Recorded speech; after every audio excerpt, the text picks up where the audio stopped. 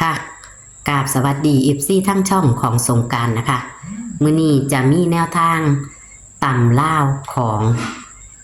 คนนอนนามาฝากพี่น้องเห็นบ่พี่น้องลุดมือหนึ่งมาเข่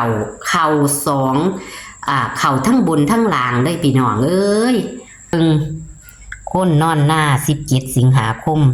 69 ชั่วโมงที่ผ่านมาเห็นบ่ค่ะกอดข้อกันมาอยู่ใน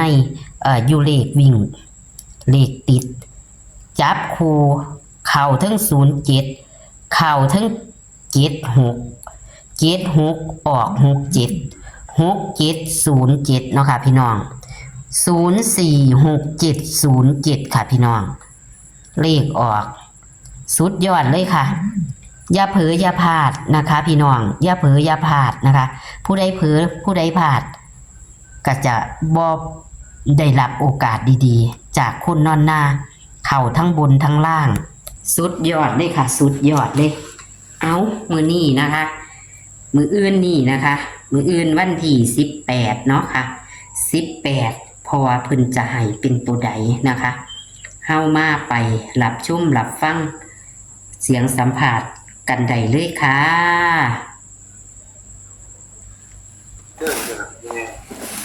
ค่ะมื้อนี้มาตะเว้นจักหน่อยเว้นบ่ยังว่าเอ้ามาเว้นเจอบ่ทันได้กินเมียขาดิ ว้ายเลขเข้าเนาะเลขเข้าแต่ว่าบนตำว่าลางเนาะก็ดีใจแทนเสี้ยนตัวของทั้งบนทั้งล่างเป็นว่าจังได๋ล่ะเพิ่นสิทักมาบ่ติ เพิ่นสิเห็นบ่เห็นตัวเดียวตะเก็ดเห็นบ่ย่ามันเข้ามันก็ยังสิเข้าอยู่ตัวเห็นบ่เนาะแค่เจ้าก็ว่าแค่มือเดียวนึงดิคันมันหลุดก็เลยเนาะปาดมาเข้าทั้งบุญทั้งลางได้พี่น้องอ้าวโดดๆเลยตัวนั้นน่ะแม่นมันคือตัวเน้นๆซ้ำบ่คือตัวเน้นตัวเน้นเจ้า76เนาะ76กับ74ตัวเน้นตัว07นี่แม่นบ่เน้นมันก็บ่หลายตัวเพราะนี่เรามันเข้าไปอีกแล้วเข้าเต็ม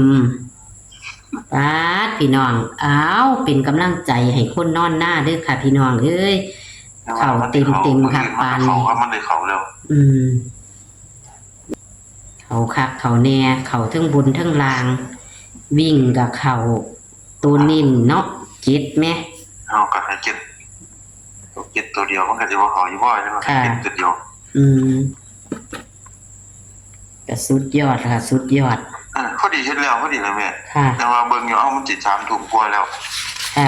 เดี๋ยวเพิ่นโทรมาแล้วเพราะว่าสิตูดก็บ่ได้ว่าเงินบัดพอดีวันนี้ค่ะซื้อก็ซื้อถือโตคักปานนี้ครูเดี๋ยว7007ซั่นบัดเน้นคือไปเน้น76คือบ่ซื้อ76นำมาเบิ่งอยู่นำก็เว้นมาเบิ่งอยู่ก็จะว่านำมี0ก็มีเบิดนั่นด้วยในก็ถือคือเก่าแล้วเลยไปเอาตัวนั้นเอาตัวถือก็ซื้อค่ะเอาตัวถือเลยยังว่าเสียดายอยู่เพราะว่า6คนเที่ยว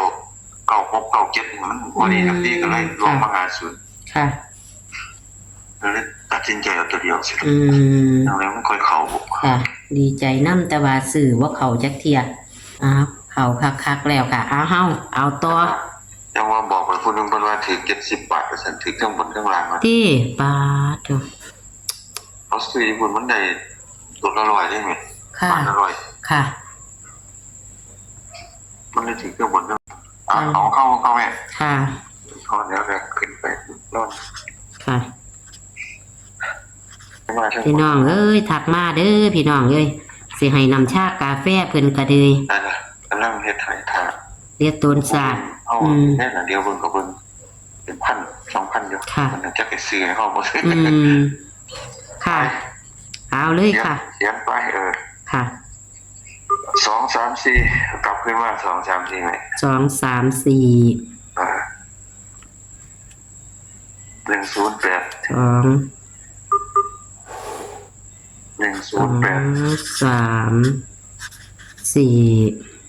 2 3 4แล้วก็ตาราง108อีก5 2 3 4ทางล่างนี่อีหยังก่อค่ะ018 018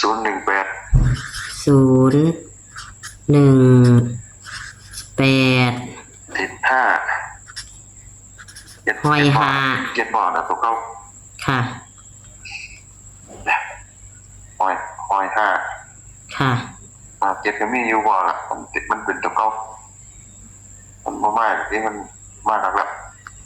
6-7-7-0ละ6-7-0-7ละค่ะจับคู่แล้วครูเอา30 31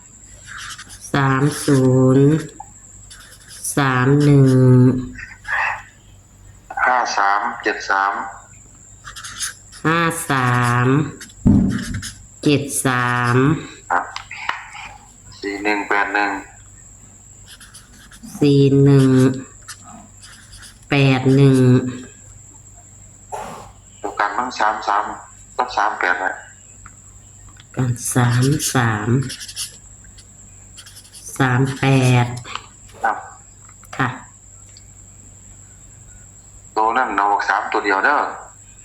เน้นวิ่ง3เนาะครับตัว3มันขึ้นไปถ้าอย่างนี้ครึ่งๆแล้วดึงลงมาตัวเดียวคือบัก3ค่ะครับตัวเน้นคือ3038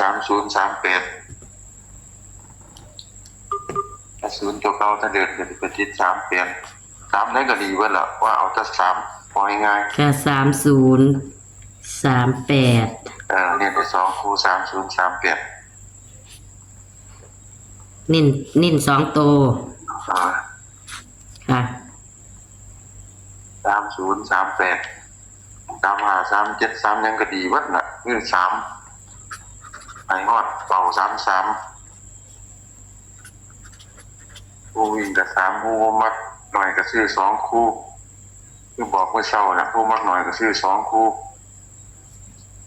76467674จังซี่คือบอกกันละค่ะถ้าผู้เอาสบายใจก็รูดไปเลย3วิ่ง3ถ้ามันมากคือเก่าเฮาจ้าครับมื้อนี้แฮงมันคักก่อนบักเก็ตอีกคือบักเก็ตค่ะมันเป็นตัวเก่าหมดเลยบ่มีปานใดมันออกรูปหมดมันขึ้นมากมันจะเป็น37นั่นแหละคือ3เพราะมันมีแล้วเก็ตพวกนี้ก็3773นั่นแหละมันก็สิอยู่หั่นล่ะตูดมาจังได๋ก็ถือคือเก่าล่ะ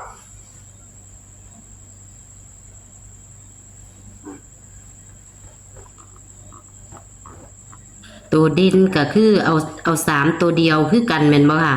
ครับ3ตัวเดียวซื้อใส่ซุ่มนั่นล่ะตัววิ่งก็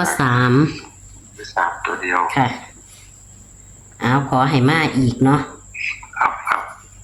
ขอให้มาอีกขอให้เข้าอีกทั้งบนทั้งล่างคือมื้อนี้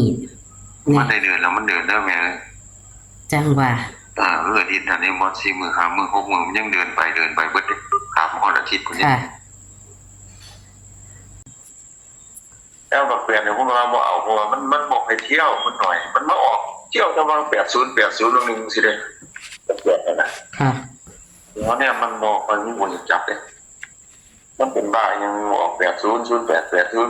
มาว่า60นั่นแหละให้ว่าเข้าบ่ถือกันน่ะมันมานำกันค่ะผลช่วงมัน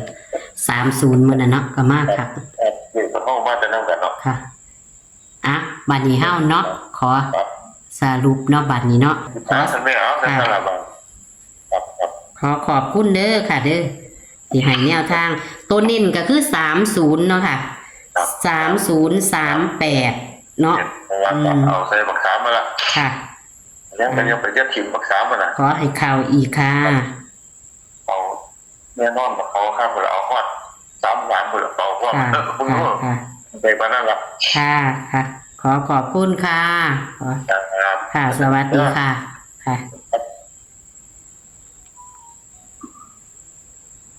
ลีกของคนนอนหน้ากับบ่ผิดหวังเนาะค่ะ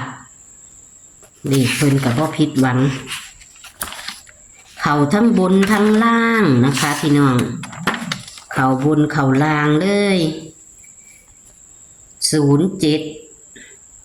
67เพิ่นนิ่น76ออก67ค่ะพี่น้องชั่วโมงที่ผ่านมาเนาะเพิ่นให้ เจ็ดวิ่งเจ็ดและจับคู่กับ07 76เลขออก6707เนาะพี่น้อง07มาตรงๆ76ออกตัวกลับนะคะ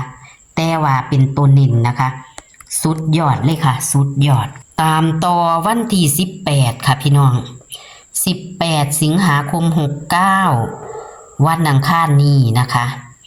วันอังคารนี้คนนอนหน้า วิ่ง3เด้อค่ะ ตัวเด่นจะมี2มี3มี4ตัวติดจะมี0มี1มี8มี5นะคะ จับคู่30 31 53 73 41 81 33แล้วก็38นี่เป็นตัวกันเด้อค่ะบ่ได้เขียนว่ากันพี่น้อง33กับ38เป็นตัวกันแต่ว่าเพิ่นหังมาเน้นนะคะเพิ่นเน้น3830นะคะอ้าวโชคมันๆค่ะพี่น้องโชคมันๆกับคนนอนหน้าอีกค่ะขอขอบคุณที่กดไลค์กดแชร์ให้กับคนนอนหน้าและช่องของสงกรานต์นะคะคลิปนี้ก็ขอให้โชคให้มานกับคนนอนหน้าในวันอังคารนี้ค่ะสวัสดีค่ะโชคมันๆค่ะ